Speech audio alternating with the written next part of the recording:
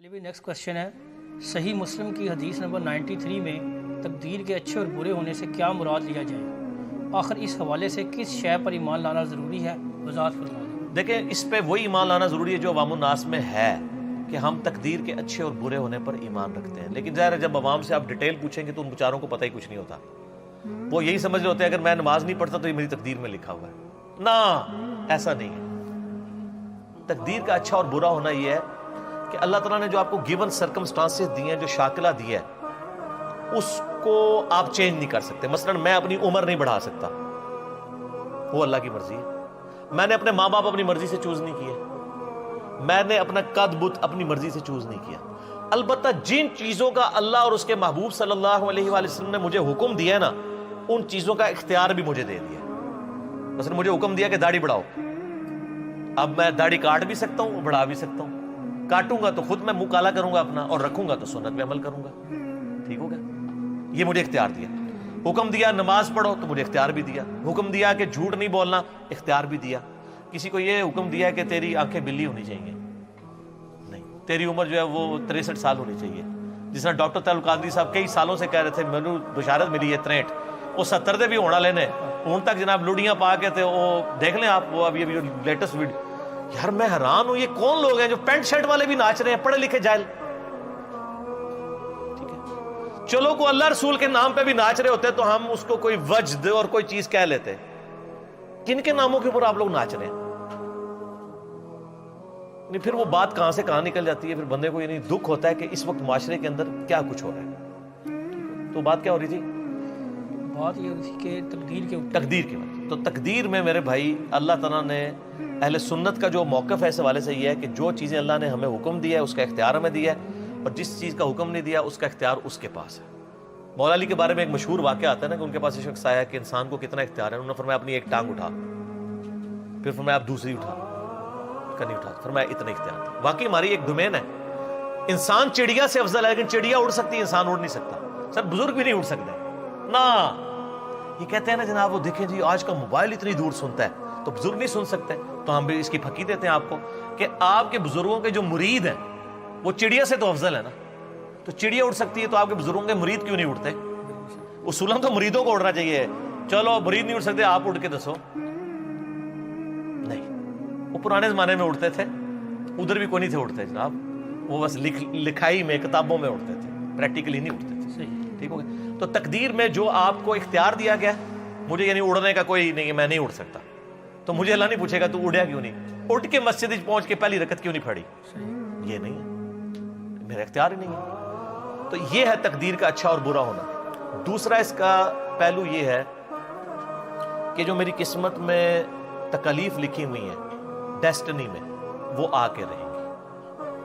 وَلَنَبْلُوَنَّكُمْ بِشَيْءٍ مِّنَ الْخَوْفِ وَالْجُوعِ وَنَقْصٍ مِّنَ الْأَمْوَالِ وَالْأَنفُسِ وَالثَّمَرَاتِ، ضرور تمہیں آزمائیں گے، خوف سے، بھوک سے، جان اور مال میں نقصان سے، لیکن بشیء ہے، تھوڑا سا آپ کے ایمان کے مطابق۔ حسین جتنا نہیں آپ کو آزمایا جائے گا، کیونکہ ان کا لیول بہت ہائی تھا، انہوں نے جنتی نوجوانوں کا سردار بننا تھا، تو ان کو پھر اسی لیول پہ ہمیں کہا گیا بشیء من الخوف، کچھ خوف سے، کچھ غم سے، کچھ نقصان سے۔ پھر صبر کرنے والوں کو دیکھیں گے، اور یہ اللہ نے ڈیسٹنی میں مقرر کیا۔ البتہ دعا کی برکت ہوتی ہے کہ یہ تکلیف ٹل بھی جاتی ہے۔ وہ حدیث ہے نا مسند احمد میں اور ترمذی میں کہ دعا مسلمان کی رائے گاہ نہیں جاتی، یا تو جو کچھ مانگا وہ مل جاتا ہے، یا اس کے بدلے کوئی تکلیف کاٹ دی جاتی، ختم کر دی جاتی ہے، یا وہ پھر قیامت والے دن ثواب کے طور پہ سنبھال دی جاتی ہے۔ صحیح۔ بخاری مسلم میں حدیث ہے، جس کی یہ خواہش ہو کہ اس کی عمر دراز ہو تو وہ اپنے رشتہ داروں کے ساتھ حسن سلوک کرے، اس کی عمر بھی دراز ہوگی اور اس کے رزق میں بھی فراخی آئے گی۔ لیکن یہ بھی تقدیر میں پہلے لکھا ہوگا کہ یہ شخص اتنا حسن سلوک کرے گا تو ہم اس کی 60 سال کو زندگی کو 80 کر دیں گے، یہ بھی تقدیر میں لکھا ہوگا۔ یہ کرے گا، یعنی یہ فنکشن اپلائی ہو جائے گا، جب وہ کرے گا یہ ہو جائے گا، نہیں کرے گا تو نہیں ہو جائے گا۔ اللہ کو تو پتہ ہے۔ مسئلہ تقدیر پہ میں نے 4 لیکچر دیے ہیں، مسئلہ 103 104 ABC، قرآن سے 200 آیات میں نے کور کی ہیں سر۔ میری زندگی کا مشکل ترین اہم ترین لیکچرز میں سے ایک ہے۔ پورا مسئلہ تقدیر میں نے اس میں، قدریہ کا نظریہ کیا ہے، وہ ایکسٹریمسٹ ہیں، وہ کہتے ہیں تقدیر کوئی چیز نہیں ہے۔ جبریہ کہتے ہیں کہ ہر چیز تقدیر کے ہے، ہم اپنی مرضی سے نماز بھی نہیں پڑھ سکتے۔ اہل سنت کا منہج یہ ہے کہ کچھ چیزیں تقدیر سے ہیں، کچھ جو ہے وہ اللہ تعالیٰ نے ہم پر امپوز کی ہوئی ہیں، لیکن امپوز کا مطلب ہے کہ ہم انہی گیون سرکمسٹانسز کے اندر ہم نے بیسٹ پرفارم کرنا ہے، اور تکلیف جو ہے وہ تقدیر میں لکھی ہیں، وہ آنی ہے، ٹل بھی سکتی ہیں دعا سے، پھر بھی کچھ نہ کچھ تو آزمائش آنی ہے۔ وہ جناب سورۃ الحدید کی آیت نمبر 22 اور 23 ہے، میں نے کئی دفعہ کور کیا ہے کہ اللہ تعالیٰ فرماتا ہے کہ تمہاری جان میں کوئی تکلیف آئے یا اس زمین پر، وہ اس سے پہلے کہ وہ تکلیف آئے، یعنی کوئی سونامی آتا ہے، کوئی زلزلہ آتا ہے، کوئی طاعون کا مرض پھیلتا ہے، کوئی ایپیڈیمک ڈیزیز آتی ہے، کوئی سیلاب آتا ہے، اس سے پہلے، اور تمہاری جان میں کوئی مصیبت آتی ہے، یعنی کسی کی آنکھیں ضائع ہو گئیں، کوئی شخص کینسر کا مریض بن گیا، کسی کے گردے فیل ہو گئے، اللہ فرماتا ہے یہ ساری تکلیفیں ہم نے اس سے پہلے ہی لوح محفوظ میں لکھ لی ہیں کہ ہم ان کو دنیا میں بھیجیں، اور ساتھ فرمایا یہ اس لیے ہم نے کیا تاکہ جو تمہیں چیز ملے تم اس پہ شیخی نہ بگاڑو، اور جو چیز تم سے جاتی رہے تم اس پہ کف افسوس نہ کرو، اور بے شک اللہ تعالیٰ کسی شیخی خورے کو پسند نہیں فرماتا۔ ما اصاب من مصیبت فی الارض ولا فی انفسکم الا فی کتاب من قبل ان نبراہا، کوئی زمین و آسمان میں کوئی تکلیف یا تمہاری جان میں نہیں آتی مگر ہم نے لوح محفوظ میں پہلے لکھ لی ہے تاکہ اس سے پہلے کہ وہ آئے۔ ان ذالک علی اللہ یسیر، یہ اللہ پہ بہت آسان ہے۔ لکی لا، یہ اس لیے تھا، لا تأسوا علی ما فاتکم، تم مت افسوس کرو جو تم سے فوت ہو جائے، جاتا رہے، ولا تفرحوا، اور مت شیخی بگاڑو، بما آتاکم، اس پہ جو تمہیں اللہ دے، واللہ لا یحب کل مختال فخور، اللہ تعالیٰ کو شیخی بگاڑنے والے پسند نہیں ہے۔ تو آج پریکٹیکلی تقدیر کے منکر اس وقت دنیا میں کوئی نہیں ہے مسلمانوں کے، پہلے ایک گروہ رہا ہے۔ ابو داؤد میں حدیث ہے، نبی علیہ السلام نے فرمایا قدریہ میری امت کے مجوسی ہیں، یہ بیمار ہو جائیں ان کی عادت نہ کرو، مر جائیں ان کا جنازہ نہ پڑھو۔ اور جو پکڑ کے نا آپ کے مولویوں نے ایک دوسرے پہ لگائی بھی ہے، میں نے انجینئرنگ کی تھی نا، وہ کہتے ہیں بدعتی جو ہے نا وہ بیمار ہو جائے اس کی عادت نہیں کرنی، مر جائے تو جنازہ نہیں پڑھنا۔ ہم کہتے ہیں وہ بدعتی کون سا ہے؟ آپ تو سارے ایک دوسرے کو بدعتی بنائے بیٹھے ہیں، وہ ہے جو قدریہ ہو، وہ بدعت مکفرہ ہے۔ میلاد منانے والا یا محرم کا جلوس نکالنے والا بدعتی نہیں ہے، کفریہ بدعت کرنے والا۔ اور کون سا؟ یہ قدریہ۔ حتیٰ کہ صحیح مسلم کی 93 نمبر حدیث میں عبداللہ بن عمر کو لوگ کہتے ہیں، یہاں پہ کچھ لوگ پیدا ہوئے ہیں جو کہہ رہے ہیں تقدیر کوئی شے نہیں ہے، تو عبداللہ بن عمر کہتے ہیں میری طرف سے ان کو جا کے کہہ دو تم احد پہاڑ کے برابر سونا بھی خیرات کر دو نا، اللہ تعالیٰ تمہاری کوئی عبادت قبول نہیں کرے گا جب تک تم تقدیر کے اچھے اور برے ہونے پر ایمان نہیں لاتے۔ اس کے بعد یہ حدیث وہ بیان کرتے ہیں کہ ایک دفعہ ایک شخص آیا، میرے باپ عمر فاروق رضی اللہ عنہ نے مجھ سے بیان کیا کہ ایک شخص آیا جس کے نہایت اجالے کپڑے تھے سفید، اور نبی علیہ السلام کے صحابہ میں سے گزرتا ہوا سیدھا آپ کے ساتھ جا کے بیٹھ گیا، آپ کے گھٹنوں سے گھٹنے ملا لیے، ایڈا فرینک، سیاہ کالے اس کے بال تھے، ٹھیک ہے، اور وہ حضور سے کہتا ہے کہ بتائیں ایمان کیا ہے؟ تو آپ علیہ السلام نے کہا ایمان یہ ہے کہ تم ایمان لاؤ اللہ پر، اس کے رسولوں پر، اس کی کتابوں پر، اور یوم آخرت پر، اور تقدیر کے اچھے ہونے اور برے ہونے پر۔ پھر اسلام کیا ہے؟ تو کہا اسلام یہ ہے کہ تم شہادت دو کہ اللہ کے سوا کوئی معبود نہیں، محمد صلی اللہ علیہ وسلم اس کے رسول ہیں، نماز کو قائم رکھو، زکوٰۃ دو، اور رمضان کے روزے رکھو، اور حج کرو، یہ نہیں پوری یہ ڈیٹیلز۔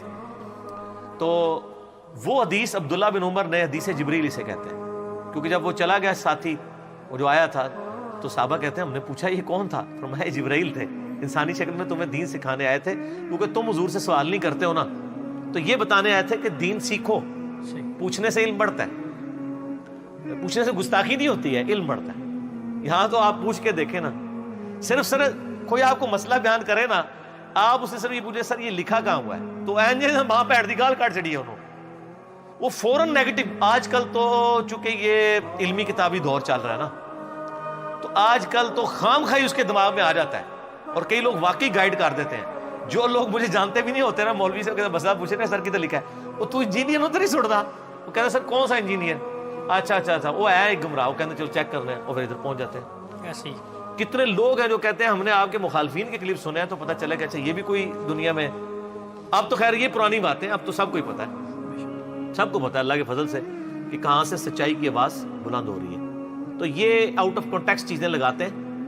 یہ جو قدریہ کا نظریہ اور جبریہ کا نظریہ اس وقت پریکٹیکلی ایگزسٹ نہیں کرتا، سارے مسلمان تقدیر کے اچھے اور برے ہونے پر ایمان رکھتے ہیں۔ اس کا قطعاً یہ مقصد نہیں کوئی شخص کہ میری قسمت میں نہیں لکھا تھا میں نماز پڑھوں، نہ، یہ تو آپ پتہ نہیں کتنا بڑا بلیم اللہ کے اوپر لگا رہے ہیں۔ البتہ اگر کسی شخص سے کوئی گناہ سرزد ہو گیا، سرزد ہونے کے بعد وہ یہ کہہ سکتا ہے کہ میری قسمت میں لکھا تھا، کیونکہ وہ اسٹیبلش ہو گیا نا.